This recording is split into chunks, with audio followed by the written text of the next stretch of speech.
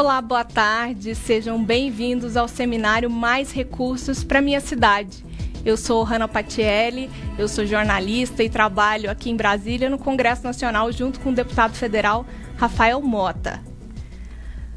Nós sabemos que grande parte dos municípios brasileiros vive em dificuldades financeiras e orçamentárias. Uma pesquisa mostra que cerca de 74% dos municípios está em situação fiscal crítica ou difícil. Então, a transferência de recursos para os municípios é uma prioridade do nosso mandato e nós preparamos esse seminário para trazer informações para todos os nossos gestores. Eu quero dar as boas-vindas aos nossos prefeitos e prefeitas, aos nossos vice-prefeitos, vereadores e servidores públicos que nos acompanham nessa tarde. Eu vou passar a palavra a quem idealizou e está promovendo esse evento, que é o deputado federal Rafael Mota. Oi, boa tarde, Hanna. Está me ouvindo bem aí? Sim, deputado. Tudo bem, chefe? Tudo bem, Hanna. Prazer aqui estar com você nessa tarde de hoje aqui. Eu queria inicialmente aqui, apesar de ser uma temática muito relevante para os nossos participantes, os vereadores, secretários, prefeitos, vice-prefeitos, aqueles que estão realmente participando hoje desse nosso seminário, mas eu queria também aproveitar esse momento para me solidarizar com um grande amigo que infelizmente perdeu o pai hoje, que é o deputado estadual Souza, Chico Cunha, que era uma figura muito valorosa da cidade de Areia Branca, um cidadão que sempre estava de bom humor e que me deu grandes ensinamentos também. Então, me solidarizo aqui com o deputado estadual Souza Neto pelo passamento do seu pai, dessa grande figura pública, mas um grande cidadão também areiabranquense. Queria inicialmente aqui agradecer a todos os participantes, dizer da importância que é esse nosso seminário de hoje, um seminário que vai agregar aos gestores públicos, aos prefeitos, vereadores, aos vice-prefeitos, aos secretários e aos cidadãos de um modo geral, algumas metodologias que podem ser adotadas nesse período de pandemia, principalmente, visto que alguns recursos estão escassos, mas principalmente poder extrair dessas grandes figuras que participaram conosco desse nosso seminário ideias que possam auxiliar realmente a trazer benefícios e recursos para os seus municípios. A gente sabe que, infelizmente, nós temos um pacto federativo que não atende às expectativas dos municípios. No meu ponto de vista, são os prefeitos e os vereadores que sabem as dificuldades que vivem os seus municípios e não simplesmente o presidente da República, que está lá no Planalto Central. Quem sabe o problema que Dona Maria, que seu Francisco enfrentam nas suas comunidades no estado do Rio Grande do Norte são os seus prefeitos e principalmente os vereadores que estão nessas comunidades. E ao passo que nós não temos nenhuma perspectiva de votação do Pacto Federativo, dessa redistribuição de renda que seriam os tributos brasileiros, onde se concentra a maior força e montante desse recurso público nas mãos do Poder Executivo Nacional, da Presidente da República, a gente espera, então, que existam algumas formas de a gente trazer recursos e incrementar realmente o combate ao coronavírus, ou então, especificamente, o investimento em educação, que a gente sabe que a única forma de tirar um país de uma situação é através da educação. Então, queria mais uma vez aqui, o próprio Nivaldo aqui participando, vereador eleito de Natal aqui, grande parlamentar, aproveitar e saudar o nosso ex-ministro Mandetta, fui deputado federal com ele, um valoroso defensor do povo de Mato Grosso do Sul, um grande parlamentar que eu tive a honra de ter sido dividido o plenário com ele e que, infelizmente, por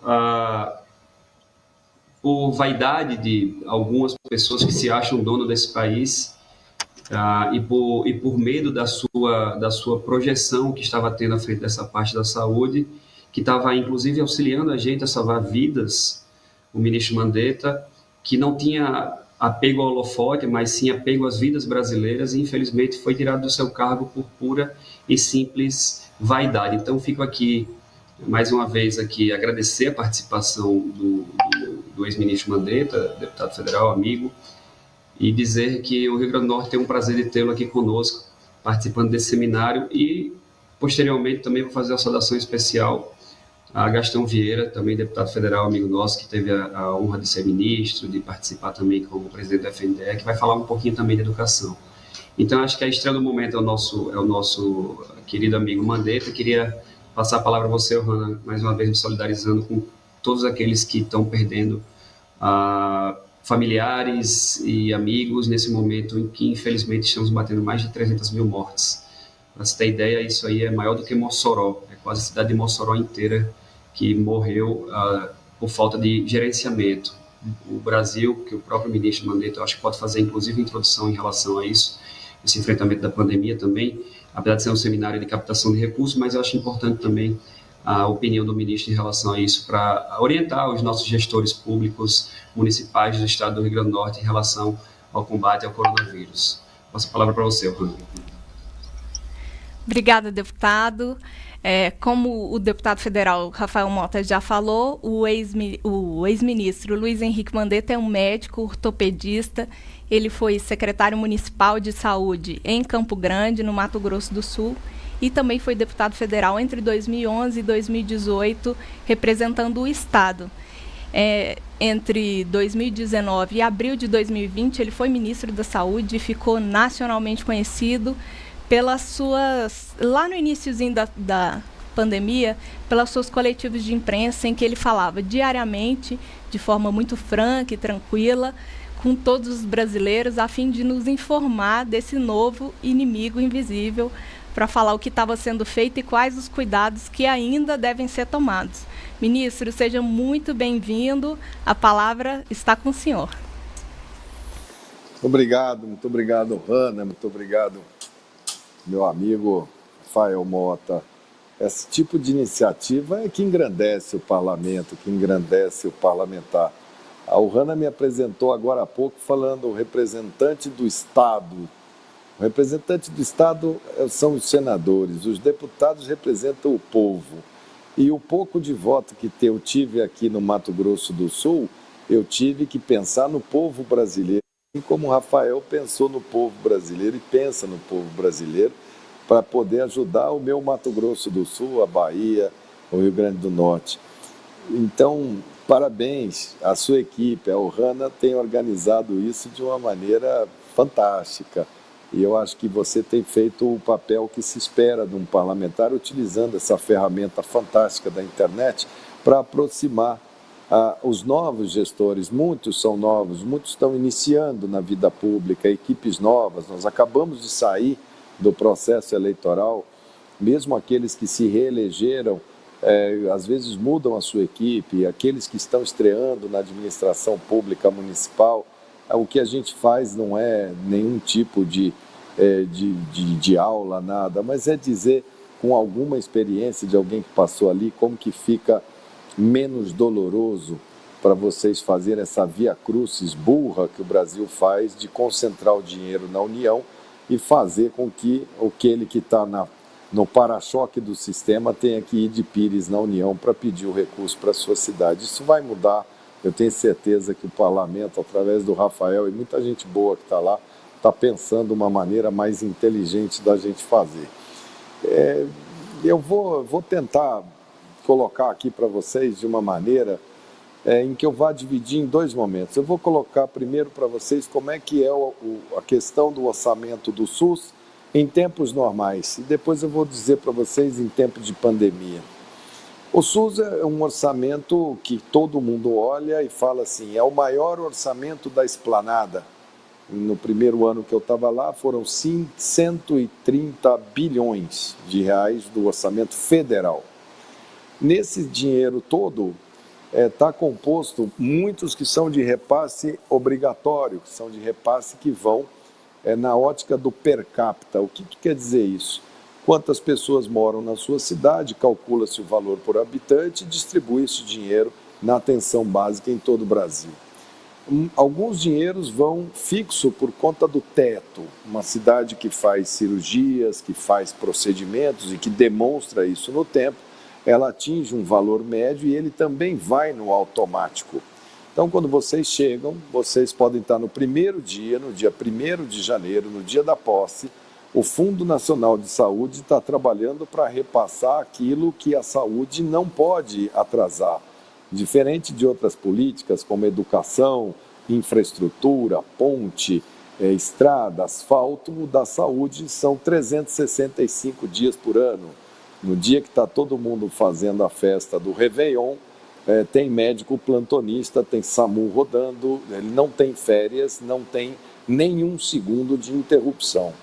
Se vocês buscarem aí na sua cidade, perguntar para a população qual é o que você mais gostaria que melhorasse, vocês devem estar em torno de 60%, 70%, eles vão falar saúde. É o principal item de reclame da população, porque a saúde na construção do SUS, ela passa por vários momentos. Primeiro, um momento de indefinição de como fazer, de como financiar. Depois vem algumas regras que foram cada governo tirando dinheiro da saúde para tampar outros buracos, buraco da Previdência, desviar o dinheiro para outras coisas. A saúde sempre serviu para aumentar imposto, mas ela nunca serviu para se dividir esse imposto. Então a saúde veio queimando o filme até que chegou a hora da municipalização. O que é isso? Fizeram uma reforma administrativa, o SUS encampou e falaram, olha, os municípios serão gestores do sistema de saúde. Passaram para eles as responsabilidades e não repassaram a quantidade de recursos que seria necessário. A União já foi responsável por muito mais dinheiro mandado para os municípios, ela foi tirando o corpo dessa história. Então, quando a gente começa no Ministério da Saúde, a gente percebe que a primeira falha, aqueles gestores que já têm mais tempo do sistema, é que não havia uma Secretaria Nacional de Atenção Primária, de atenção básica, que são todas as equipes de saúde da família, todo esse universo que vocês todos têm e que é em comum. Então, em 2019, esse setor teve mudanças muito profundas. Foram dados 6 passos da atenção primária. O primeiro passo foi a criação de um tipo de programa chamado Saúde na Hora, que é um programa que reconhece que a unidade que fica aberta, na maioria dos municípios, ela fica das 7 às 11, aí ela fecha no almoço e abre da 1 às 17. E a classe trabalhadora, a mulher, o homem trabalhador, sai de casa às 6 horas da manhã, o posto está fechado, às vezes tem 1 hora de almoço, o posto está fechado, e ele volta para casa às 6 da tarde, o posto está fechado. A única porta aberta é o pronto-socorro da cidade ou é uma UPA. Então, com isso, a gente fez para que as cidades, reconhecendo isso, pudessem fazer opções de trabalhar por volume de horas ofertado. Então, ela fica das 7 da manhã às 19 ou ela fica das 7 da manhã às 22 horas. Isso dá margem para que, com a mesma capacidade instalada, você aumente o tempo de oferta do serviço. Essa portaria do Saúde na Hora, ela traz dinheiro, ela traz recurso para que, se você se habilita e pede, você pode, a partir daquele momento, reorganizar a sua rede de saúde no critério do município. A gente retirou uma série de barreiras, era proibido, o médico tinha que fazer 40 horas, a gente flexibiliza, faz módulos de horário, entrega para vocês a capacidade de organizar, gerenciar e, mais do que quadriplica o valor do recurso para custeio das equipes de saúde da família. O passo seguinte foi criar um programa chamado Médicos pelo Brasil, que é concurso público federal, para que a gente disponibilize médicos para as regiões mais carentes do Brasil. Isso foi aprovado lá na Câmara, era uma medida provisória, foi aprovada, foi configurado, mas eles não deram andamento, eles não fizeram o processo seletivo, mas está pronto e vocês devem e precisam tensionar com o Ministério para que ele faça o processo seletivo, não tem nada mais que falte para que a coisa possa andar. Depois foi garantido um recurso muito grande para se fazer uma coisa chamada cadastramento. O que é isso? É a primeira meta de toda cidade. Incluir as pessoas na estratégia de saúde da família. Vale dinheiro isso. O que nós vimos? Quando você soma total de equipe de saúde da família do Brasil, tem 43 mil equipes. Se cada equipe atender de 3 a 4 mil pessoas, que é o que é preconizado, a gente deveria ter algo em torno de 140 milhões de brasileiros cobertos pelo Programa de Saúde da Família, porque já é pago isso. Quando a gente vai no cadastro para ver, só tinham 70 milhões de brasileiros cadastrados. E quando a gente cruzou aonde estão os não cadastrados, nós encontramos os mais frágeis, pessoas do Bolsa Família, do BPC, pessoas que estão à margem da sociedade, e falamos, bom, então nós vamos recadastrar todo mundo e vai valer recurso, vai valer dinheiro, o recadastramento e colocar isso dentro do sistema, para partir para a organização do sistema de saúde através da base de dados responsável. Tem recurso para fazer isso. O passo seguinte foi fazer o Conecta SUS. Quer dizer, vocês todos têm cidades que vocês olham e falam assim, mas eu preciso de informação. O SUS ainda está na época antes do telefone, a gente quer minimamente informatizar. Então foi feito um recurso específico para modernização da gestão da informação através do Conecta SUS, para que a gente possa ter o embrião, o início do chamado prontuário único nacional. Isso gradativamente vai enchendo um banco de dados que vai chegar a hora que tanto o setor público e privado alimentarão aquela base de dados para que aquilo possa se dar. Inclusive definindo o CPF como documento que vale isso daí, porque aquela história de cartão SUS estava uma coisa impossível de organizar. Então, o CPF a pessoa valoriza melhor. Também, nesse mesmo tempo, que vale para todos os municípios, nós começamos a fazer a expansão do SAMU. Então, o SAMU, que no começo tinha uma portaria que tinha muita exigência de porte de cidade, nós baixamos a exigência para ampliar essa rede. Você deve olhar essas portarias e ver se o seu município já se encaixa no conceito. Às vezes é um município pequeno, mas o todo, o entorno, a gente fez as regiões integradas ou metropolitanas, regiões que têm um conjunto de municípios que somam uma população que uma central possa regular um conjunto de cidades. Isso é o embrião da formação dos consórcios, que deve ser o próximo passo no sistema de saúde brasileiro. Além de você ter uma quantidade enorme de programas, programa de hanseníase tem dinheiro, tuberculose tem dinheiro, hipertensão tem dinheiro, tudo dinheiro extra. Não é aquele que você recebe pela ótica de quanto a sua população. Aquele dinheiro é estático, ele muda com o IBGE de tempos em tempos. Mas o dinheiro que você fala, eu vou melhorar o indicador de tuberculose na minha cidade, portanto eu vou fazer isso. E você se compromete com uma meta, e ao atingir essa meta, ou para atingir essa meta, tem recurso. Tem recurso para câncer de mama, que é o câncer que mais afeta as mulheres. Tem recurso para você organizar a parte de diagnóstico, de preventivo. Tem recurso para o câncer de próstata, que é o que mais mata o homem. Tem recurso para déficit alimentar de criança. Enfim, abram as portarias com as suas equipes e olhem, porque muitas vezes ou não foi pedido, eu vejo muito isso, prefeito chegando lá, sem saber que ele tinha que ter solicitado. Aí pega o deputado, pega o Rafael, vai lá no Ministério, o Ministério olha o sistema e fala, mas você nunca habilitou, você nunca solicitou. Então, revejam tudo o que você tem lá, tem um rol enorme de programas para que você se habilite.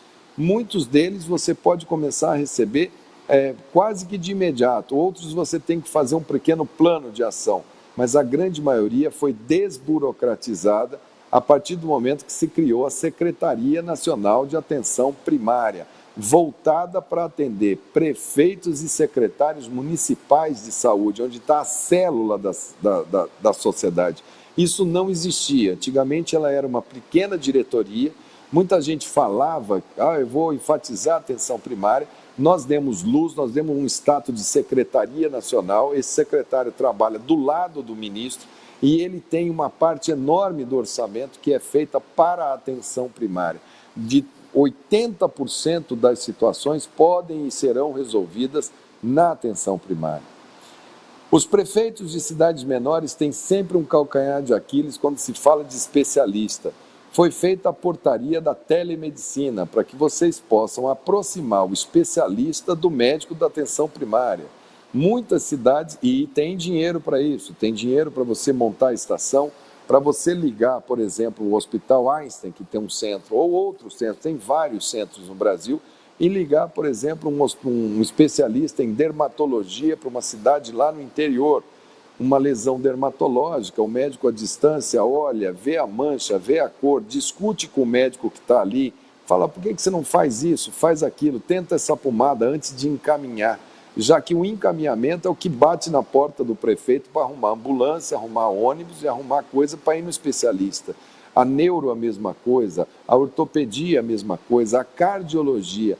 Esse programa, ele visa não só que esse especialista atenda, mas que o seu médico da atenção básica se sinta mais seguro para que na hora que ele falar, não, esse diabetes aqui eu dou conta, eu aprendi como é que faz uma insulina, como é que eu acerto esse cara aqui, e ele fica no teu município e você aumenta o poder de decisão do teu médico local e diminui o barulho na tua prefeitura e o custo, o que você gasta de transporte vai ser mais caro do que você montar a estrutura da tele, que tem a portaria, tem o dinheiro, está disponível, não tinha regulamentação, está toda regulamentada e a Câmara ainda transformou isso em lei. Agora a gente está lutando para pôr no orçamento mais recurso para a tele, porque ela induz informatização, ela ajuda.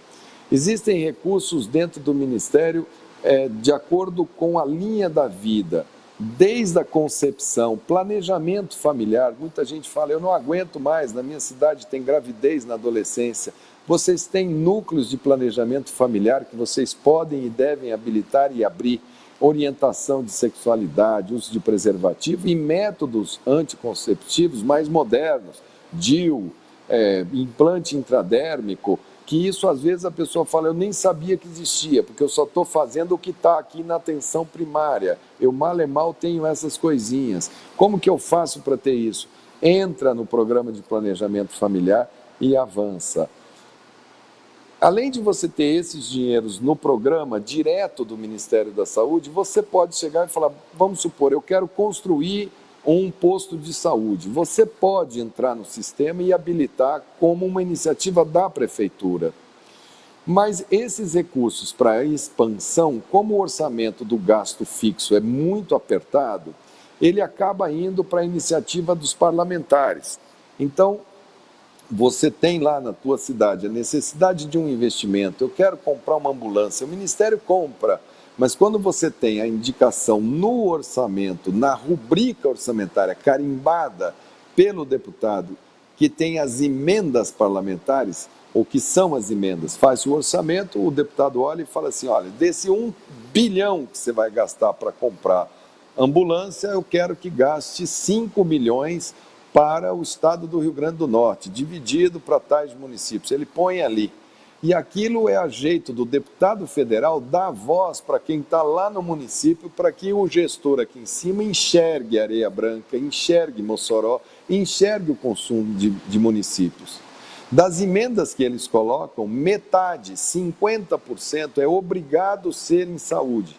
E elas são dinheiro garantido, porque ela é carimbada e ela é impositiva.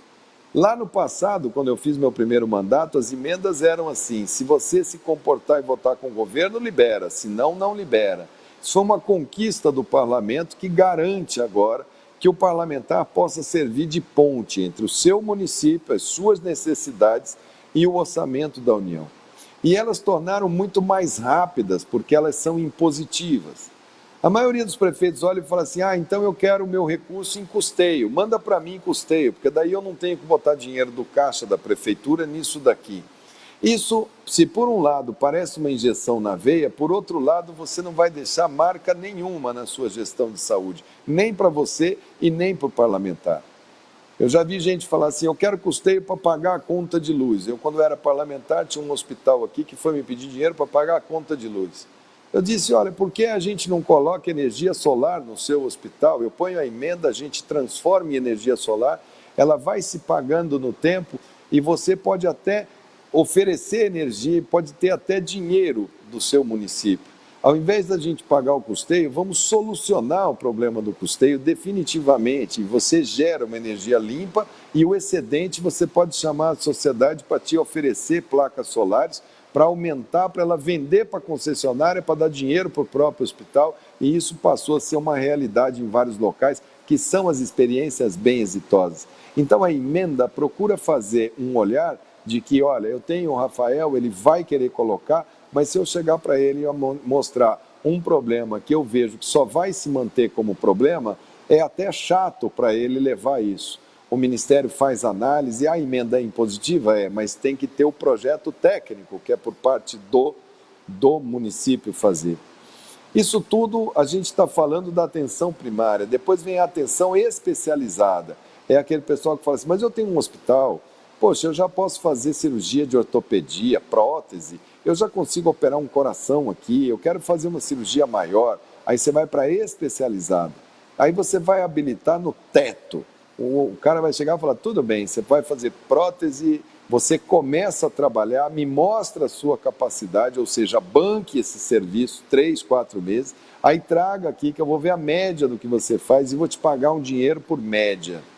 Tomem sempre muito cuidado, porque o dinheiro gasto nesse tipo de especialidade, ele não transforma a saúde pública. Se você olhar qual é a sua mortalidade infantil, qual é a mortalidade de mulheres, qual é a mortalidade do que ocorre no seu município, onde que está o gargalo do atendimento, você vai ver que você pode fazer um esforço muito grande, gastar muito dinheiro e vai atender meia dúzia de pessoas e vai continuar com o seu povão com verminose, com criança tendo doença reumática por falta de tratamento dentário. Aliás, saúde bucal tem portaria específica, desde a criança, desde do tratamento da creche, o escolar, depois o infanto-juvenil, tem portaria até para aparelho dentário, já tem dentro do SUS, para tratamento de canal, para tratamento de obturação, ela está muito densa a odontologia e vocês conseguem também avançar. Além desses dinheiros ligados ao orçamento dos gastos ordinários, que é aquele que vai ser pago, não importa por quê, aqueles projetos que vocês entram e que podem sair porque se impõem, os projetos especiais. Puxa, agora nós vamos juntar aqui 10 municípios e vamos fazer um hospital de 250 leitos, para a gente resolver o nosso problema. Nós não queremos mais depender de Natal, de Mossoró, nós vamos resolver aqui. Nós vamos fazer um hospital para atender câncer, para atender criança, mulher. Isso para você fazer, você tem que ter um porte de município. Não adianta um município pequenininho fazer um hospital sozinho, ele vai quebrar. Então, como no Brasil tem vários hospitais pequenininhos, que são os HPPs, hospitais de pequeno porte, a tendência do sistema de saúde é que hajam hospitais regionais fortes, para que vocês juntem um conjunto que some 300 mil, 400 mil pessoas e falar, vamos fazer um hospital para essas 400 mil pessoas. Esses projetos são projetos muito caros, que às vezes passam muito da capacidade de um parlamentar individualmente fazer uma emenda individual, porque ele vai ter que colocar todas as emendas dele num projeto só e não vai ser suficiente. Às vezes são obras de 40, 50 milhões para serem feitas e equipadas. Esse tipo de projeto você organize com a bancada, porque existem as emendas de bancada, que são para obras grandes, estruturantes. E aí a bancada indica, olha, uma dessas emendas aqui nossa, ela é número de 15 emendas, eles vão colocar lá, elas também são impositivas, ou seja, é dinheiro quente, vai sair, a partir do momento que aprovou, ela vai sair. Mas o projeto tem que ser muito bem feito, porque às vezes a pessoa pega um projeto qualquer e fala, não, eu vou chamar um arquiteto, um engenheiro, o cara erra e você não consegue pegar o dinheiro por erro de projeto. A dica que eu dou é que o Ministério da Saúde tem um banco de projetos de hospitais, de postos de saúde, que foram aprovados pela Vigilância Sanitária, passaram no crivo de lá. Esses projetos são de cidades que depositaram como gratuidade para você ter acesso ao projeto de elétrica, de hidráulica, e você pode falar assim, não, eu vou lá na cidade e tal, eu vou lá em Cuiabá, porque tem um hospital que foi feito, eu gostei do hospital, eu quero visitar a obra pronta para saber se eu vou fazer uma réplica dele aqui, se ele me cabe aqui. Ou se eu faço um pouco de alteração, mas eu já ganho um tempo enorme, porque ele já está analisado e já está aprovado nas devidas secretarias técnicas, que são aquelas que checam se o projeto tem acessibilidade, se o sistema de água está correto, se o gás está correto, se tem compressor, se tem, enfim, aquelas coisas típicas de projetos de saúde que são analisadas. Então, orçamento geral, orçamento fixo, emendas individuais, emendas coletivas. Além disso, você tem ações interministeriais. Por exemplo, existem programas que são Ministério da Educação, Ministério da Saúde. Você potencializa. Saúde na escola, por exemplo, um programa que você leva o SUS para dentro da educação. São portarias conjuntas que você pode habilitar tanto na educação, no FNDE, quanto na saúde, que elas se encontram. Alguns lugares têm, inclusive, hospitais universitários que têm financiamento tanto do SUS quanto financiamento da educação. São oportunidades para o gestor. Então, a primeira dica que eu dou é tenha um setor de projetos bons. Quem está começando a gestão agora, não tenha pressa. O primeiro ano é planejar, planejar, planejar. Gaste um bom tempo com um bom projeto. Porque se você se precipita e entra com um mau projeto, passa os 4 anos tentando consertar o projeto e não consegue pôr a obra de pé. Isso vale não só para a saúde, como para tudo que você faz para o sistema federal. Então tenha projeto que seja consistente, argumente bem, faça a fundamentação bem feita. Tem gente que fala assim, isso daqui eu fiz bem de qualquer jeito, porque o que interessa é lá na frente. Não, tudo é importante no projeto, desde a concepção, o porquê vai fazer, como vai fazer, com quais parceiros vai fazer, como que vai sustentar o projeto no tempo. Teve uma época aí recente do Brasil que era assim, pega o dinheiro aqui e faz uma UPA. A cidade era pequenininha, teve prefeito que chegou e falou assim, eu não vou terminar aquilo lá nunca, porque se eu terminar, aquilo não me serve para nada. Eu tive que ir no TCU e fazer um acordo com o Tribunal de Contas de União para poder cancelar aqueles programas ou terminar aqueles programas ou mudar o objeto, que é uma coisa que é um tabu na coisa pública. A partir do momento que você fala que vai construir um prédio para ser da saúde, um posto de saúde, você não pode chegar no meio do caminho e falar, ixi, não vai mais ser posto de saúde, acho melhor transformar esse prédio em Secretaria Municipal de Saúde. Isso daí é proibido, o TCU não permite. Eu tive que criar uma portaria num determinado tempo para UPAs, obras inacabadas, poderem se habilitar naquele prazo e mudar o objeto. Que eram prefeitos que fizeram projetos, ninguém analisava, liberava-se o dinheiro sem pensar nas consequências. Isso mudou muito da minha entrada lá para cá. Agora vamos para os recursos em tempo de pandemia. Em tempos de pandemia, muita coisa mudou. Essa semana nós estamos no 4º ministro da Saúde. Mas eu vou dizer o espírito que foi feito, porque 97% das portarias que garantem os recursos para essa pandemia foram feitos no meu tempo no Ministério. Depois, praticamente não mudaram as portarias, muito pouco. Então, em tempos de pandemia, você tem uma emergência nacional decretada pelo ministro da Saúde com a anuência do presidente da República e do Congresso Nacional. Em emergência nacional, os estados reconheceram, fizeram emergência nos estados, e os municípios decretaram emergência nos seus municípios.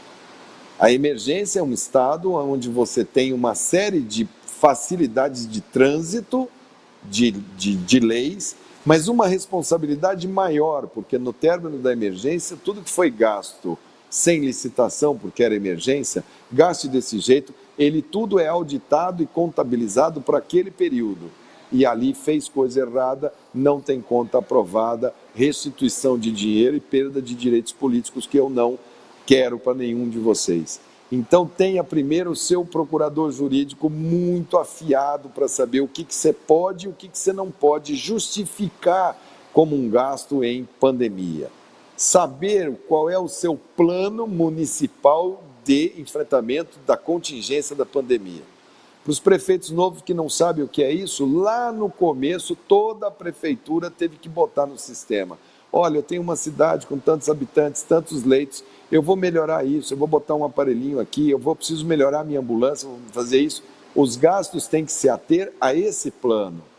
Quem vê, revisitem o plano, porque pode ser que o momento tenha mudado e que dentro desse plano feito lá atrás, pode ser que caiba situações atuais que vocês podem utilizar o plano de contingência do município para poder acessar uma série de linhas e recursos que tem no Ministério da Saúde para a pandemia. Na pandemia foi aumentado muito o recurso de custeio das cidades, imaginando que elas teriam mais gastos, tanto das cidades grandes, que recebem muitos pacientes, das cidades médias e das cidades pequenas, porque todo mundo tem que fazer reordenamento. Existe recurso para tudo que está se deixando de fazer, para ser feito em sistema de mutirão. Eu não fiz mamografia o ano passado.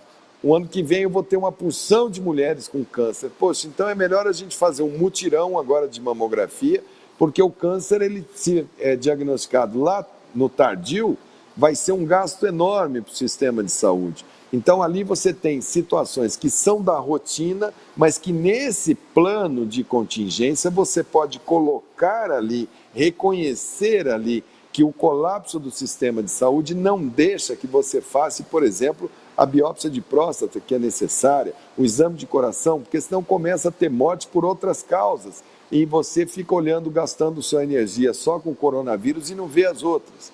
Tem programa agora de capacitação de agentes comunitários de saúde, importantíssimo, para organizar a base do seu sistema. Utilize esse pessoal para captar as informações da ponta para pôr no plano, já que no plano de emergência vai ser o seu plano de contingência municipal, que vai ser o lastro, o documento, que no final, na auditoria do Tribunal de Contas da União, ela vai olhar cidade por cidade, porque é obrigação dela olhar o dinheiro federal cidade por cidade.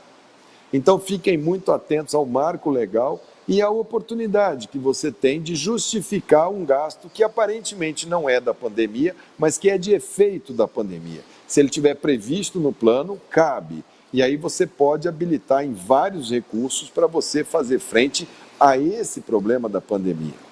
Nós estamos num momento agora de profundo tensionamento de tudo que se diz respeito ao SUS.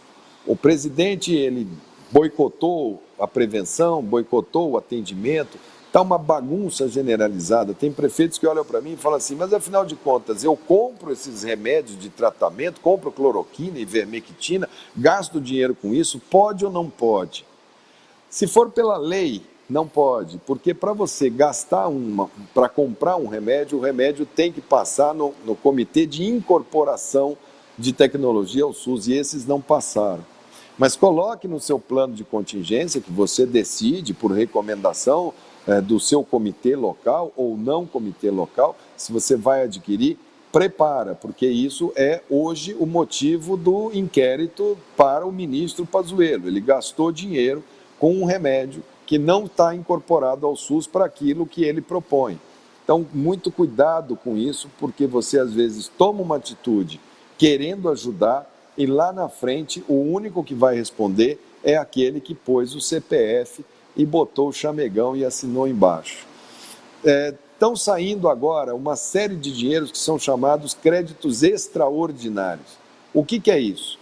O governo olha, o SUS olha, o Ministério olha e fala assim, Congresso, eu preciso de mais dinheiro para essa pandemia. O Congresso monta na comissão de orçamento, vai lá e fala, tudo bem, Ministério, arrumei mais 5 bilhões para você gastar na pandemia. Mas desses 5 bilhões aqui, nós vamos orientar 1 bilhão como se fosse emenda.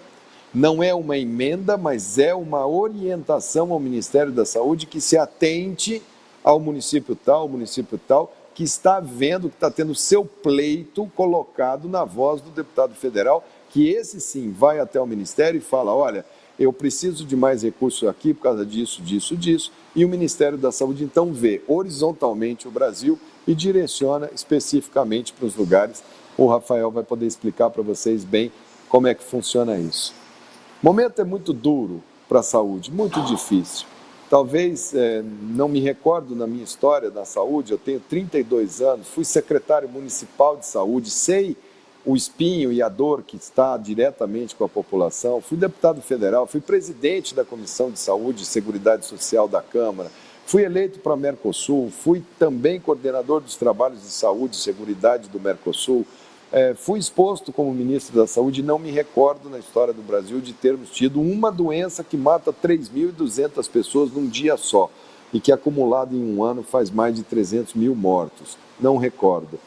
É muito grave, porque o próprio SUS é um pacto federativo.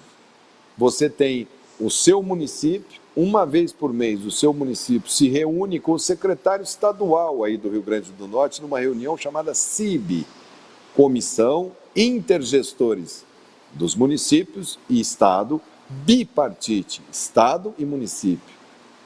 Na semana seguinte dessa reunião, lá em Brasília, com a presença do ministro, com a presença do representante dos estados, através de um Conselho Nacional de Secretários Estaduais, o CONAS, e o conselho que representa os secretários municipais, o CONASEMES, é sentado numa grande mesa, e o que é deliberado no seu estado é pedido pauta, é ali que se combina quanto que vai pagar para cada uma dessas situações.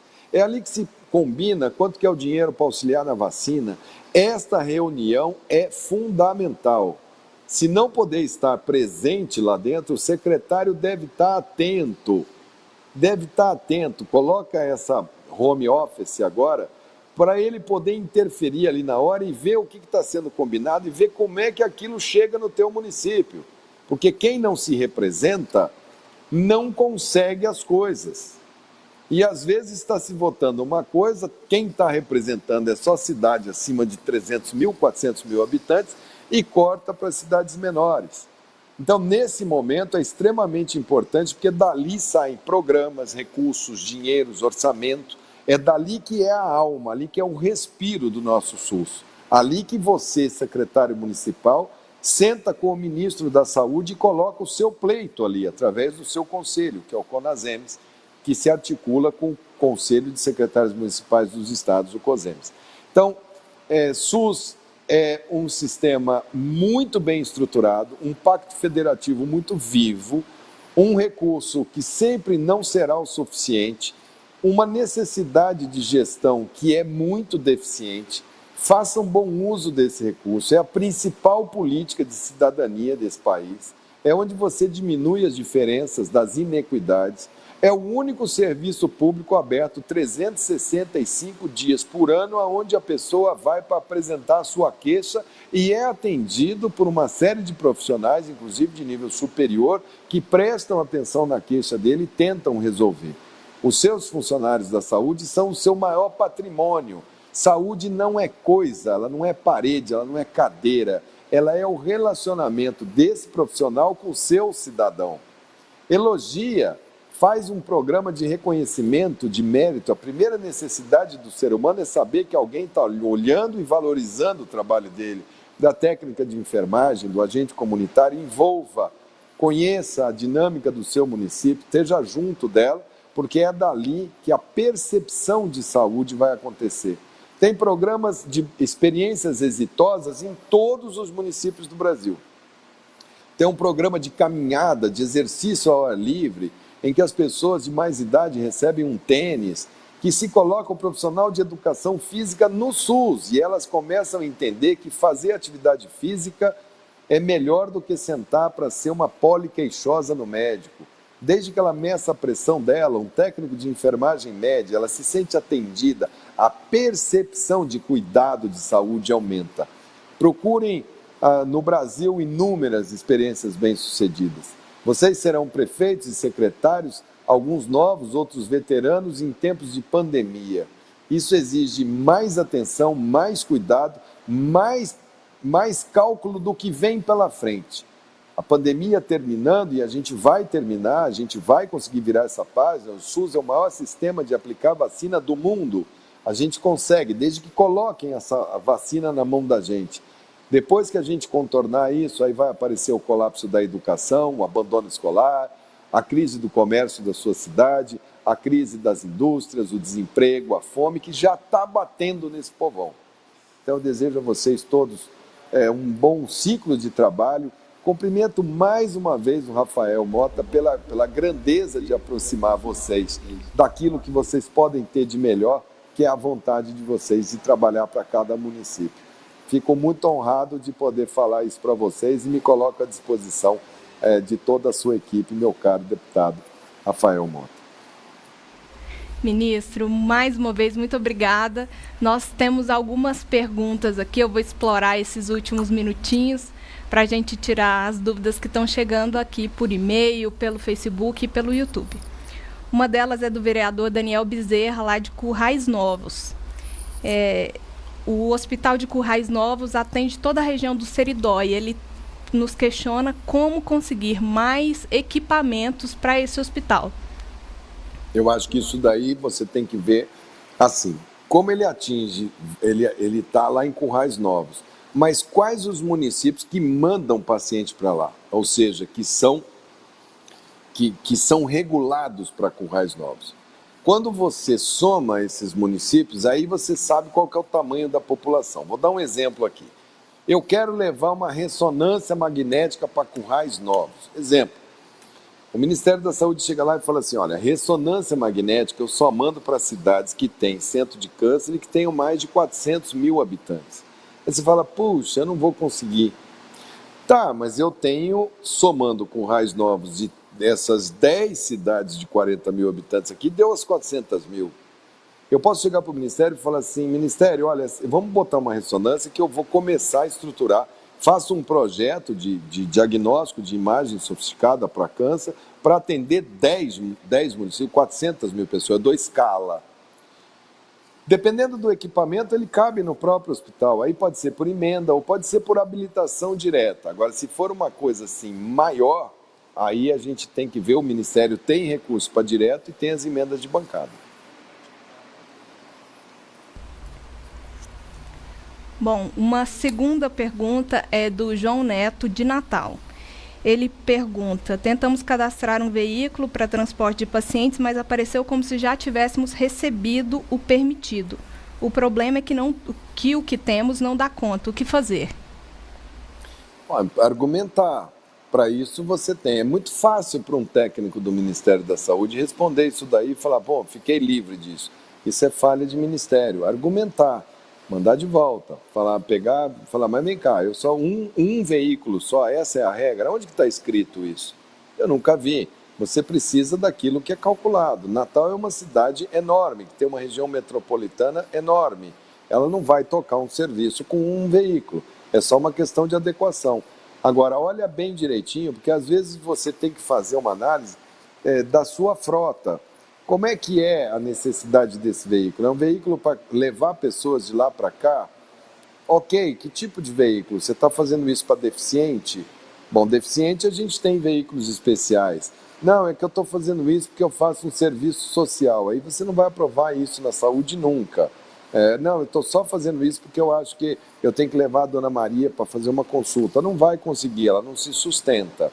Ah, não, é veículo para vigilância, para combate à dengue. Tem lá dinheiro específico para isso.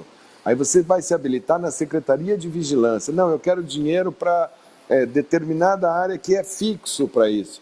Olhe lá nas entrelinhas e veja direitinho. Essa coisa está muito vaga. Eu só tenho um veículo em Natal e pedi outro e não vão me dar. Está muito, muito aberta. Bom, mais uma pergunta agora do YouTube. Eu vou colocar aqui na tela para a gente. O Dioclésio pergunta, como um país que tem um dos melhores sistemas de vacinação do mundo ficou para trás na vacinação da Covid-19? Porque o governo não comprou. Os laboratórios do mundo inteiro, eles olhavam o Brasil e falavam assim, cara, assim que eu tiver a vacina, eu vou oferecer para o Brasil. Não é porque eles são bonzinhos, não. Todos eles queriam estrear a vacina aqui. Os Estados Unidos hoje, juntando exército, marinha, aeronáutica lá, eles estão montando uma rede para vacinar, estão conseguindo vacinar, comemorando que estão vacinando 2 milhões de pessoas por dia. A gente, sem fazer força em campanha de vacinação, na capacidade instalada nossa, nós tivemos campanha de 8 milhões num dia. Então eles falavam assim, se eu estrear no Brasil, eu rapidamente vou mostrar a eficácia da minha vacina e os caras estão prontos para aplicar a vacina. Acreditem, o mundo inteiro olha para o Brasil com inveja do nosso sistema de capilaridade, de estar presente em todo município, em fundo de vale, em rio, favela. A gente tem como chegar com essa vacina em tudo que é lugar. e ofereceram para o governo, e o governo disse que não queria, não quis a da Pfizer, não procurou a Johnson. A do Butantan, que estava sendo feita aqui, em parceria lá com a China, ele falou que era vacina, era da China, não ia comprar a vacina do Dória. Depois apostou no movimento anti-vacina, quando ele fala vai virar jacaré, tem gente que ri, acha que é brincadeira, mas tem gente humilde que fica com medo. Então, assim, tudo errado. Nós temos uma Ferrari, nosso SUS é uma Ferrari para vacinar e não tem gasolina. Então, nós estamos andando, descendo na banguela e empurrando para subir. Se botar gasolina para a gente, botar a vacina na mão da gente, nós vamos vacinar muito rápido, porque nós sabemos fazer isso. Foi burrice mesmo, burrice do governo, teimosia, aposta errada, leitura errada e falta de gente técnica. Eu vejo assim, principalmente prefeito que fala, não, saúde qualquer um toca, vou botar lá um cara aqui, político aqui, vou ajeitar um negócio ali, vai dar com os burros na água. Tem gente que estuda isso, vive isso 10, 20, 30 anos e não sabe, tem situação que é difícil. O presidente colocou os militares, são excelentes no Exército. Eu admiro o Exército brasileiro quando ele faz aquilo que o Exército tem que fazer. Agora, se botar um general e fala, agora eu vou botar coronel, cabo e sargento aqui dentro, ele não sabe o que é SUS e desandou toda a maionese. É a primeira vez na história que o Ministério da Saúde não compra vacina para uma doença infecciosa na história do Brasil, quando foi ofertado. Agora, por que eles fizeram isso? Aí cabe para o Rafael e para a Câmara fazer uma CPI bem feita, porque essas mortes que a gente está tendo hoje, a gente não precisava ter sido assim. Só para a gente terminar, tem muita gente falando de vacina. Aqui, o Márcio Ferreira de Jundiá, Breno Lins de Areis, João Epaminondas de Santana do Matos. A gente não tem tempo para fazer todas, mas eu queria que rapidamente o senhor falasse qual é o papel dos municípios, como que eles podem se preparar para essa campanha de vacinação que, com fé em Deus, começa daqui a pouco, que engata, né, daqui a pouco. Olha, primeira coisa, tenha o seu cadastro muito forte, porque a vacina, essa daí, quando eles fizeram, para quem que eu aplico vacina quando essa vacina chega? Você tem pouca vacina, o risco é biológico. Eu vi hoje o governador de São Paulo avisando que ele vai vacinar professor e polícia. Está errado. Porque se você vacina um cara de 20 anos porque ele é professor ou de 30 anos, como foi errado no caso da saúde? Profissional de saúde que estivesse enfrentando a doença, porque a gente não queria perder quem cuidava da gente. Ou profissional de saúde que trabalha, frequenta o hospital, ok. Mas quando a gente abriu para todo mundo da saúde, teve professor de educação física que falou, opa, eu sou profissional de saúde, vou lá vacinar. E você deixou de vacinar com aquelas doses. Acadêmico foi lá e falou, eu sou acadêmico, eu vim aqui vacinar porque eu faço estágio. E foi vacinado. E vacinou gente de 18, de 20, de 25 anos. E quem está lotando os hospitais é o pessoal acima de 60. Então, a primeira coisa, saiba onde está o seu público. De cor e salteado. Saiba quem são as comorbidades. Onde que está o seu diabético, onde que está a criança com paralisia cerebral que não tem faixa etária, onde que está o asmático grave. Porque se falar assim, quem tiver outras doenças vem vacinar, vai todo mundo com um papelzinho lá falando, eu sou hipertenso, eu tenho alergia a pólen, eu tenho não sei o quê, para poder entrar na categoria de vacina. Então, foco em quem que é o povo que você mais tem que proteger, que são aqueles que mais estão enroscando e ficando doentes nessa vacina.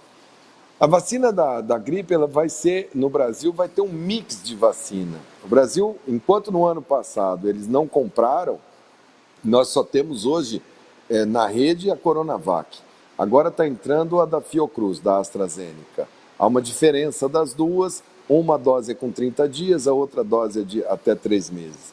Mas vai entrar a da Pfizer, que tem que ficar congelada a menos 70 graus, freezer, ela é duas doses. Talvez ela não vá servir para cidades pequenas, talvez ela vai servir só para cidades grandes. Tem um protocolo, tem que ter kit de alergia, porque ela causa algumas alergias em pessoas que já são alérgicas, tem muito alerta, então vai ter que ser bem técnico com a da Pfizer. Aí tem a da Johnson, que é diferente, porque a Johnson é uma dose só, e é essas de isopor. Talvez seja a que melhor se aplica ao Brasil, é essa da Johnson. Mas elas todas vão chegar, alguma amostra grátis, sabe aquelas para político bater a foto na porta do avião? Está chegando a vacina e tal. mas o grosso dessas vacinas vai começar a chegar a partir de agosto, setembro, outubro. A gente deve passar o ano inteirinho vacinando e fazendo aquilo, uma primeira e uma segunda. A maioria de vocês não tem sistema de informática, então procura fazer uma coisa, nem que seja mínima, um bom controle, para você saber o dia que você aplicou e o dia que vai voltar. Porque se você não guardar a dose da volta, vai ser uma confusão enorme.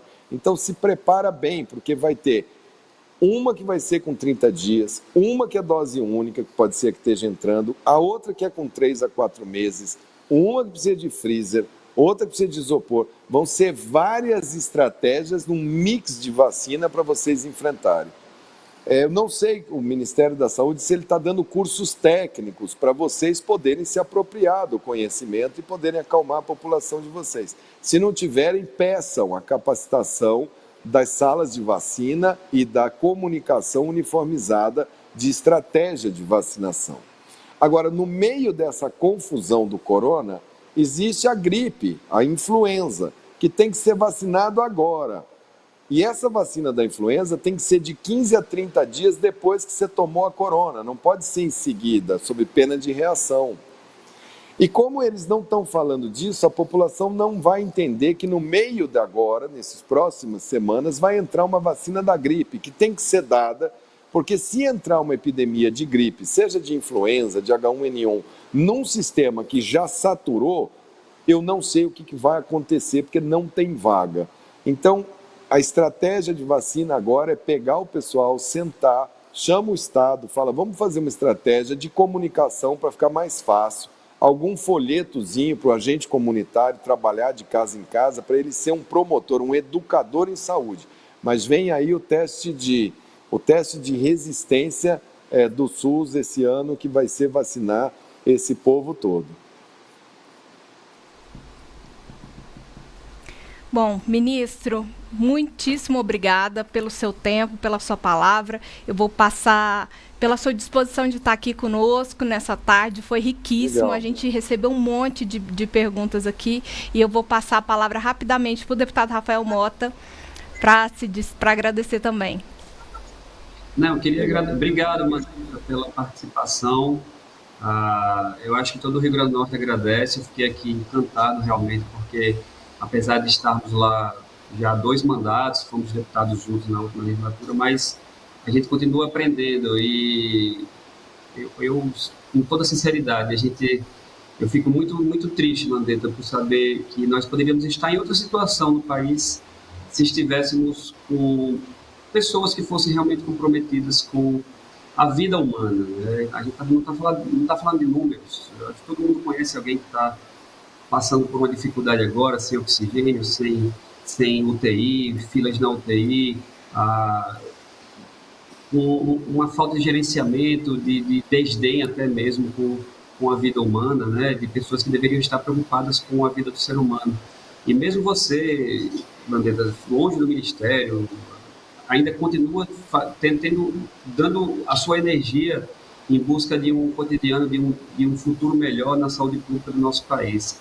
Eu só fico realmente muito chateado e preocupado por saber que nós poderíamos estar em outro momento se tivéssemos a preocupação de alguém como você tem tido no nosso país. Então, fica aqui o nosso reconhecimento, a nossa solidariedade pela forma que você foi tratado durante todo esse período, mas eu tenho certeza que tudo que a sua contribuição ainda atenuou um pouco todo esse momento que nós estamos vivendo. Para você ter ideia, 300 mil pessoas é a população de mais de 90% das cidades do nosso país, é menor do que 300 mil, então são cidades inteiras que estão morrendo, são vidas que foram ceifadas, vidas de jovens, eu me encaixo aí de amigos, de pessoas conhecidas que passam por esse problema, que estão sendo entubados, pessoas próximas da gente. Então, de certa forma, a gente fica triste, mas fica grato em saber que a gente teve ainda pelo menos um ministro que conseguiu ainda dar um pouco de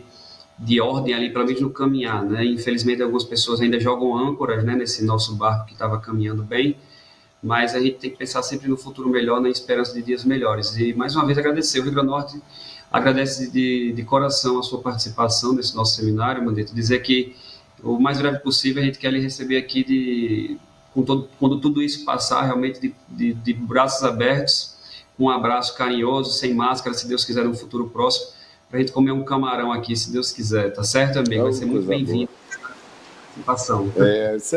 Isso aí é maravilhoso, Rafael. A última vez que eu fui aí a passeio, na verdade eu fui acompanhar a minha mulher que ia fazer um congresso, e aí eu levava ela no congresso e ficava sozinho, esperando e vendo aquilo dali, comendo camarão.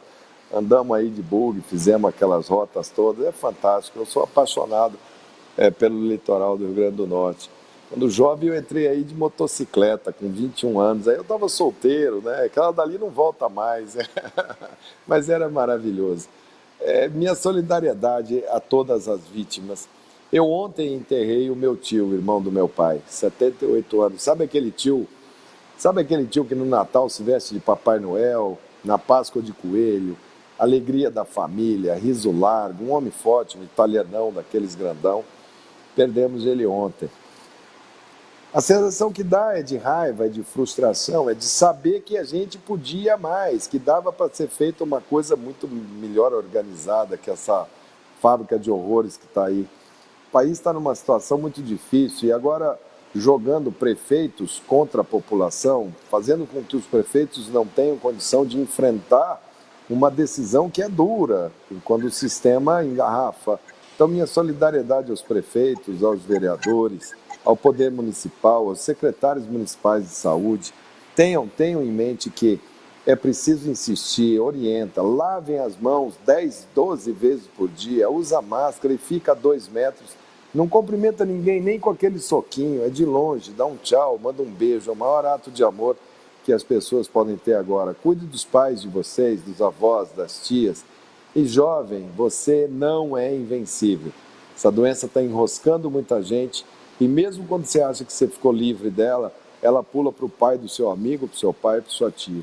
Então, que isso seja a orientação de todos, que a gente esteja pronto para vacinar quando essa vacina chegar, que vocês façam uma boa gestão, que o Brasil se reencontre num novo polo democrático, uma coisa nova para o século XXI, uma coisa que seja de vanguarda, porque a gente tem uma pressa danada das coisas acontecer.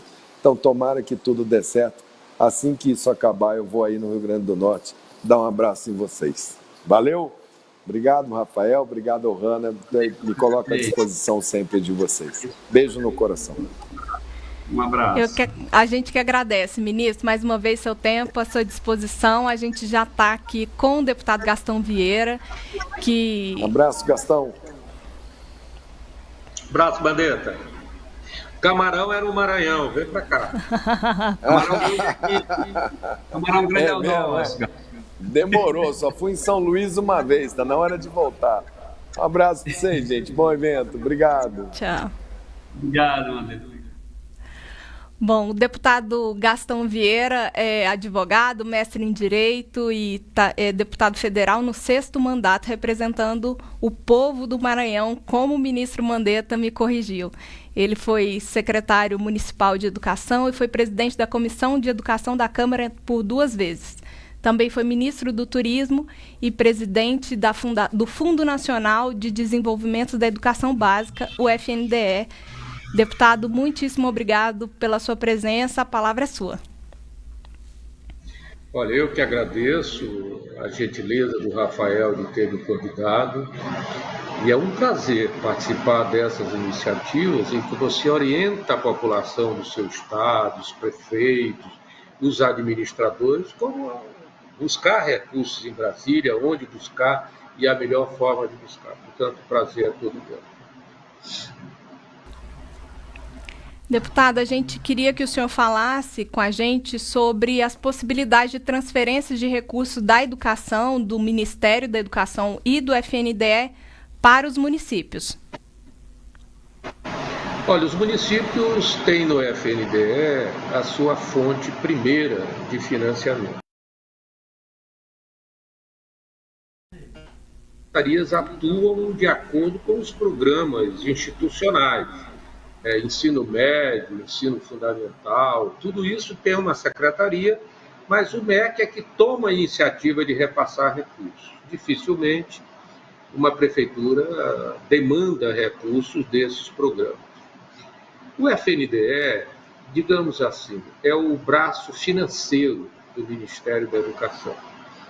É do FNDE que os prefeitos obtêm recursos para vários programas, aquisição de ônibus escolares, mobiliário escolar, construção de escolas, reforma de escolas, construção de creches, construção de quadras cobertas e de quadras descobertas, e de onde os prefeitos recebem recursos dos programas que são institucionais, como merenda escolar, livro didático e outros programas.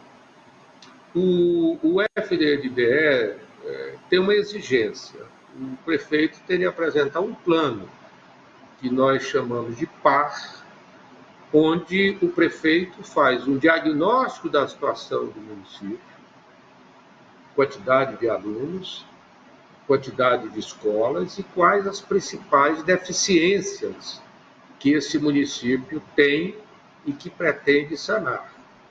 Feito o PAR, o prefeito dá entrada no FNDE, não é nem da entrada, cadastra no FNDE, e o FNDE examina o PAR, vê aquilo que é compatível, e se tiver que atender, aquela demanda tem de estar no PAR. Isso é muito importante. O FNDE não atende nenhum pedido que não esteja no PAR daquele município.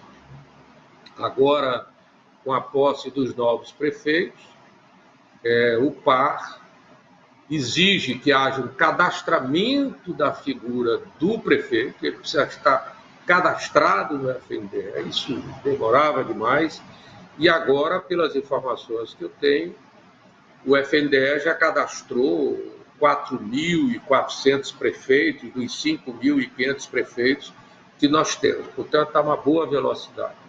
E os prefeitos novos que não concordam com o PAR que foi feito na administração anterior, e além de não concordarem, eles podem simplesmente discordar de pontos aqui ou pontos ali, ele refaz a proposta e recadastra no FNDE. Portanto, é importante esse ponto. Primeiro, o prefeito novo precisa estar cadastrado no FNDE, o nome, endereço, CPF, etc, etc. Não vale o cadastro do prefeito anterior para você fazer qualquer pedido. É preciso que o município tenha um PAR no FNDE. Se o prefeito atual que assumiu, cadastrado, quer aquelas indicações que foram feitas pela administração anterior, é só pedir. Mas se ele quer alterar, ele quer mais escola, menos quadra, mais ônibus, etc., ele precisa alterar o PAR e cadastrá-lo novamente. Isso é que habilita o prefeito a receber esse recurso. O FNDE está com algumas normas não escritas, mas que internamente estão vigorando, que vocês precisam saber. A principal delas é que eles não querem começar obra nova, porque tem um estoque de obras inconclusas, que não foram concluídas, algumas foram até abandonadas, principalmente de creches. Tem muita creche que está parada, né? Saldo de dinheiro no FNDE, tem um saldo de dinheiro lá no FNDE, mas a obra está parada e algumas o FNDE até deu como perdidas. Mesma coisa acontece com quadras cobertas e quadras descobertas, e um pouco menos com relação a escolas. As escolas todas de 4, de 8 e de 12 salas. Desde quando eu fui presidente, que se busca uma maneira de retomar essas obras. Evidentemente, as creches são, no meu entendimento, eu sempre tive esse entendimento, um pouco sofisticadas, piso de mármore, um material de primeiríssima qualidade, tanto que o valor de uma creche ia de 1.200, 1.400 até 3 milhões de reais. A prefeitura, o que eu aconselho é que o prefeito olhe essa creche que está paralisada e peça para o engenheiro da prefeitura levantar quanto de recurso seria necessário para concluir essa creche. Mesmo, e é possível, eu diria até que é bem-vinda, a decisão do prefeito de usar materiais tão bons quanto aqueles, mas de um valor mais barato. Você bota mármore, bota o porcelanato, você vai ter banheiros luxuosos, etc. e tal, põe um banheiro bom, adequado para as crianças, mas pode ser com material mais barato. De posse desse valor que o prefeito encontrou com seus engenheiros para concluir essa obra, ele vai ao FNDE e pergunta quanto ele ainda tem de saldo, que na maioria desses casos o FNDE não liberou tudo, quanto ele tem de saldo ainda para repassar para esse município. E aí, com esse valor do orçamento novo, com o saldo que tem, o prefeito vê quanto de recursos próprios ele pode colocar para finalizar essa obra. Eu acho que qualquer sacrifício dentro do orçamento da prefeitura vale a pena para que você entregue à população do município, para as crianças do município, uma creche.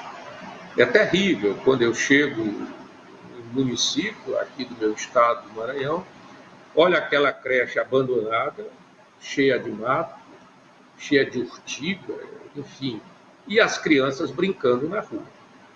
Portanto, essa é uma opção que vem mais do coração do que propriamente da razão. Eu não posso gastar, eu não tenho, etc. Faça um esforço e tente, com essas 3 variáveis, o novo orçamento, quanto se vai gastar para concluir, quanto tem de sobra dessa obra no FNDE e quanto a prefeitura pode participar, você pode tranquilamente enfrentar a situação e concluir essa creche. Aqui no Maranhão, eu fui autor de uma proposta para o governador Flávio Dino. Nós levantamos todas as creches que estavam paralisadas, ou com abandono, ou interrompidas, porque a empreiteira não quis mais, etc. O governador escolheu alguma dessas creches e comunicou à FNDE que o governo do estado estava disposto a concluir com recursos do governo estadual aquelas creches. Não foram muitas, foram poucas, mas também é um caminho que pode ser percorrido no sentido de se equacionar e resolver esse problema. Está tramitando na Câmara um projeto, eu não me lembro o número do projeto, que tenta regulamentar os saldos financeiros que estão nas contas do FNDE, que tinha uma destinação e que, por várias razões, esse dinheiro está parado. E tem muito dinheiro. Tem muito dinheiro de creche não concluída, de escola não concluída, de quadra não concluída, parados no FNDE. E são de algum município. Ali está qualificado como do município tal e o município tal. Portanto, tenham paciência, o FNDE é um órgão engessado, um pouco engessado. A gente precisa ter os documentos prontos. É muito bom não entrar em diligência, levar tudo certinho para não cair em diligência. Eu aconselho aos prefeitos fazerem uma visita no FNDE com o deputado de vocês, para saber previamente como está a situação daquela obra perante o FNDE e tentar resolver as questões. E pedir coisas novas. Nunca deixem de pedir. Peçam os ônibus, peçam as quadras, dentro do PA, peçam tudo. Tudo que vocês acham que precisam. E podem pedir. Se não pedir, é que é pior. Porque não estando no PA, não tem hipótese de você conseguir passar o dinheiro. Portanto, me coloco agora à disposição, dei um quadro geral para aprofundar algumas questões ou esclarecer melhor alguns pontos. Deputado, a gente recebeu algumas perguntas aqui, mas uma das questões que os prefeitos sempre nos trazem é a respeito dos prazos, tanto para prestação de contas quanto para recebimento de recursos do FNDE. O senhor pode explicar um pouquinho mais para a gente sobre esses prazos? Olha, tem vários prazos lá, né? Tem prazo para dar entrada no PA, para dar entrada do PA, tem prazo para cadastrar os alunos para fim de recebimento do Fundeb. Então, eu precisava saber que tipo de prazo, ou seja, quando vão abrir para que os prefeitos peçam dentro do PA. Isso vai abrir depois do orçamento que nós estamos aprovando hoje na Câmara. Eu estou com vocês aqui, a sessão está rolando, nós vamos aprovar hoje. Então, vai depender de um orçamento de 2021 que nós não temos ainda. Mas eu me comprometo, tendo uma ideia de quais são esses prazos, de mandar para vocês esses prazos. Eles devem ter uma cartilha que todos esses prazos estão contidos. Eu, pessoalmente, assim de cabeça, não sei esses prazos. Então, o mais importante é que os prefeitos estejam atentos ao calendário, ao site, para estar bem informados sobre esses prazos, para não perder nenhum, certo, deputado? Olha, tanto quanto o prefeito acompanhar. O FNDE tem praticamente tudo em sistemas. Então, o prefeito pode, da prefeitura, acompanhar a evolução do processo dele no FNDE. Se está parado, se está parando aonde, em que diretoria, etc. E tal. Isso serve para tudo. Serve para obra, serve para merenda, serve para livro didático, serve para pedido de ônibus, serve para uma coisa que vocês podem explorar bastante, que é o mobiliário, a questão das carteiras, das mesas, que o FNDE financia. Há uma coisa também, esqueci de falar para vocês, que o FNDE está financiando conteúdos próprios dos municípios. Você tem uns professores que fizeram uma boa apostila de alfabetização. Você pode pedir recurso do FNDE para imprimir aquela apostila e distribuir entre os seus alunos. E uma última coisa, eu vou dar um furo, né, e agradecimento ao que vocês por terem me chamado aqui. O FNDE está trabalhando, é uma coisa que vem desde o meu tempo de presidente, está próximo para mandar esse projeto de lei para a Câmara, um fundo a fundo da educação, ou seja, um recurso que vai poder pagar uma série de despesas de custeio existente nas escolas e nos municípios. Combustível, material de consumo, enfim.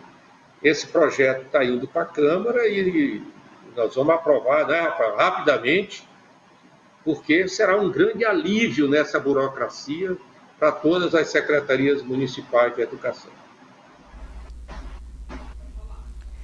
Deputado, existe algum programa no FNDE sobre conectividade para os alunos ou para escolas? Esse é um tema importante agora em época de pandemia, já que os alunos estão sem aula presencial. Olha, esse é o maior desafio do MEC. Eu acho que se há uma prioridade no MEC é disponibilizar a internet para alunos e para professores. Infelizmente, o presidente vetou o que nós havíamos aprovado no Congresso para que cada escola, cada aluno e cada professor tivesse o seu tablet, o seu equipamento tecnológico e todas as escolas tivessem um sinal de internet. Isso é incompreensível até porque existe 135 bilhões de reais do FUST, que é o fundo que está no Ministério das Comunicações, exatamente para financiar esse tipo de despesa, que o governo não libera porque está usando para pagar dívida. Mas isso é fundamental. Eu não tenho dúvida, com a responsabilidade que tenho de dizer, que o ensino à distância, que a oferta de ensino à distância, nesse período que as escolas estão sem aulas presenciais, não existiu. Ou se existiu, foi numa quantidade insuficiente e não atingiu nem 10% das escolas. Portanto, isso é de uma emergência total. Nós precisamos disso para ontem. Essa é a maior prioridade que o MEC devia ter nesse momento. E o senhor acha que o Congresso Nacional vai derrubar o veto do presidente nesse tema? Nós estamos muito mobilizados. e estamos esperando até, está havendo uma ampla negociação para a votação do orçamento por acordo, de se a gente põe esse veto para votar hoje. Se colocar, não tenho nenhuma dúvida que esse veto será derrubado.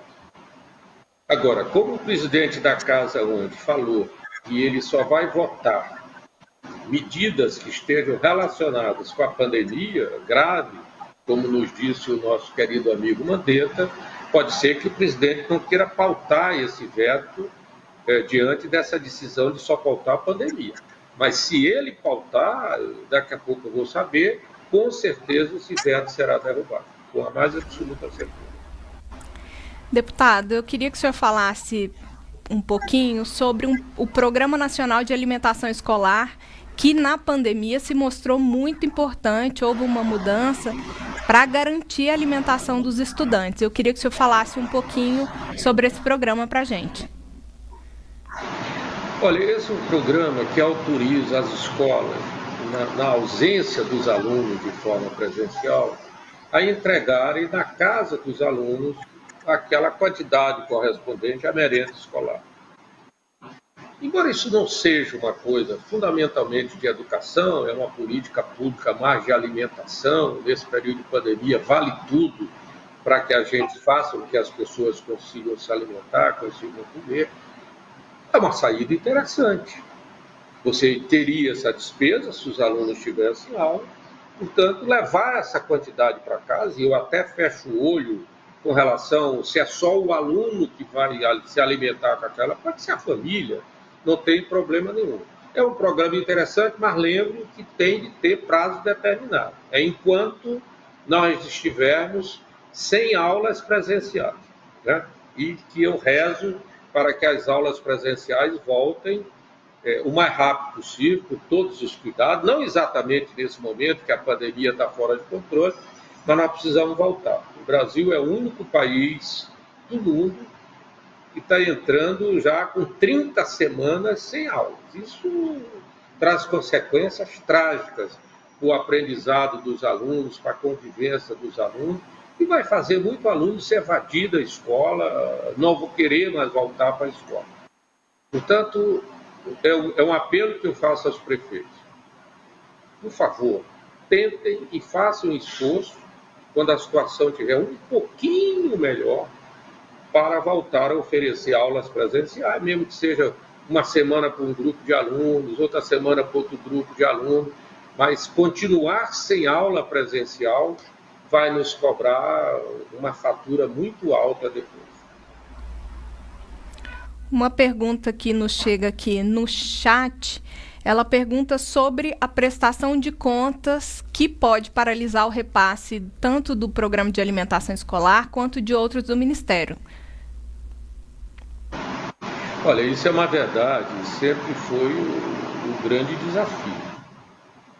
O FNDE precisa entender, e eu, quando fui presidente, entendi, você tem no mínimo 5 prestações de contas por ano para exigir de uma prefeitura, dos 5 principais programas que o FNDE passa recursos. 5 prestações de contas são 5.000 municípios, você vai ver quantas prestações de contas chegam. Até o último mês que eu fui presidente, apesar do esforço todo que eu fiz, nós tínhamos 300.000 prestações de contas não examinadas pelo FNDE. Você prestou a conta e o FNDE não examinou. Aí vinha uma reclamação da CGU, do TCU, você ia lá e tirava aquele processo da prateleira e ia examinar. Portanto, isso é uma coisa inconsequente. Eu me pergunto, por que essas prestações de conta, de merenda, de livro didático, etc., não compõem o balanço da prefeitura e são encaminhados para o Tribunal de Contas de cada estado. Faz-se um convênio e, ao invés de mandar para Brasília para isso morrer numa prateleira, vai para o Tribunal de Contas do Estado.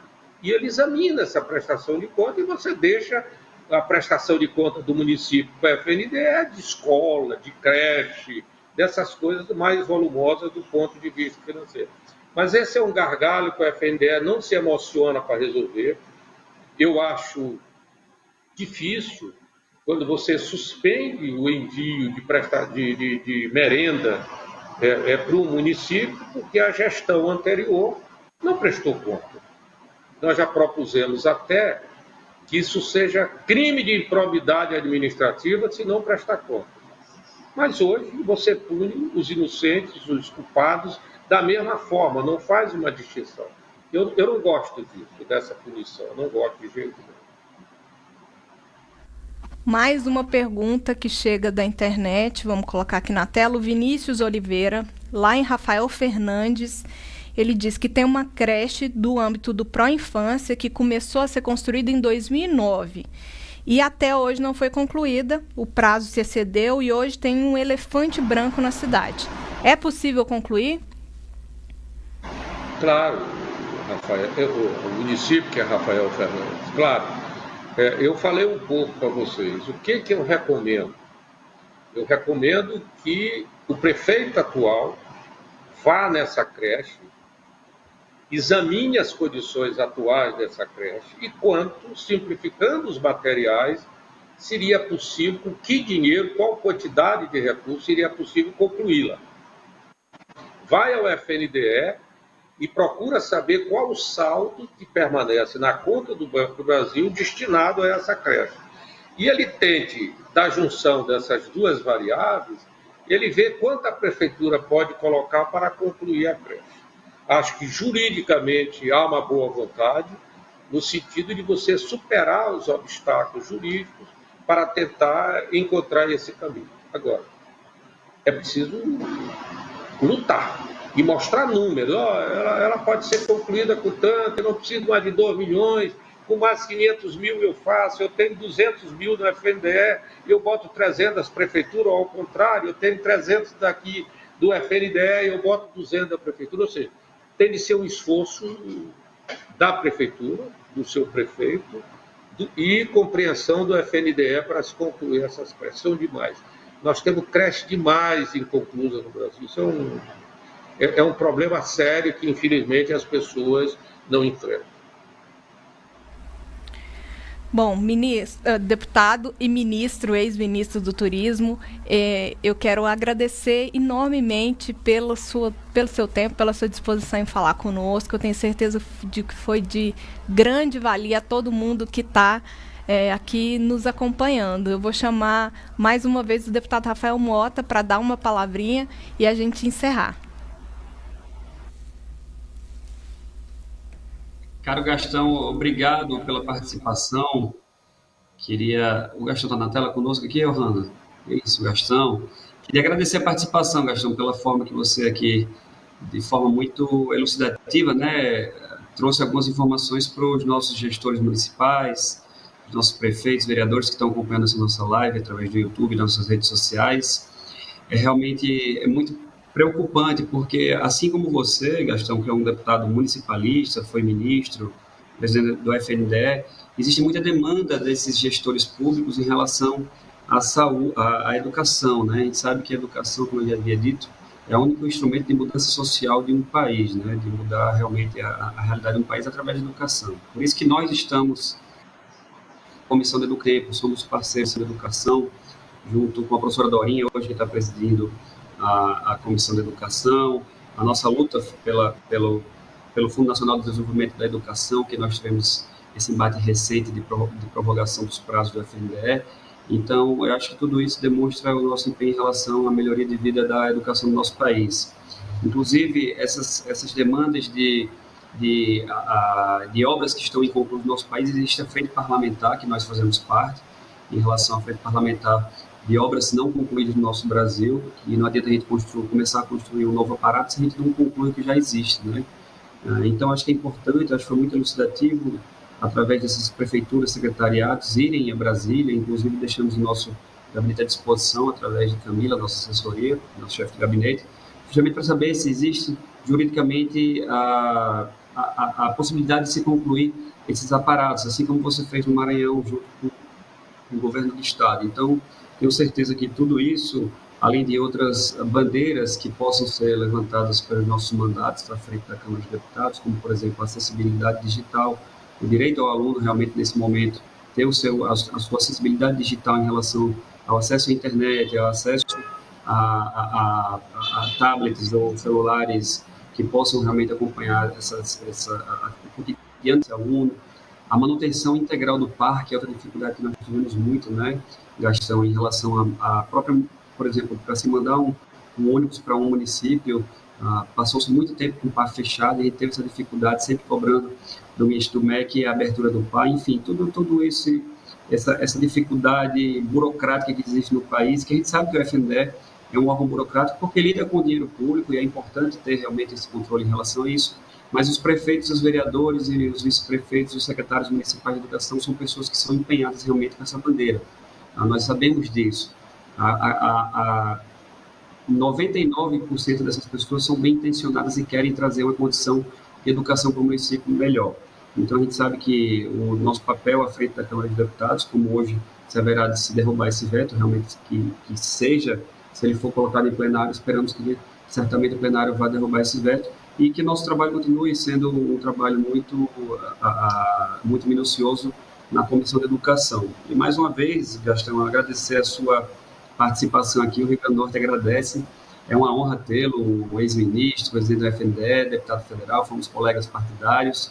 Eu costumo falar que Gastão é um professor da gente lá na Câmara de Deputados, sempre que ele vai falar alguma coisa, seja no plenário ou seja na Comissão de Educação, a gente para porque sabe que tem alguma coisa importante que vai ser dita. Então, fica aqui o nosso agradecimento mais uma vez, agradecer, Gastão, a todos os participantes, que são muitos aqui em todas as nossas redes sociais e também através do YouTube.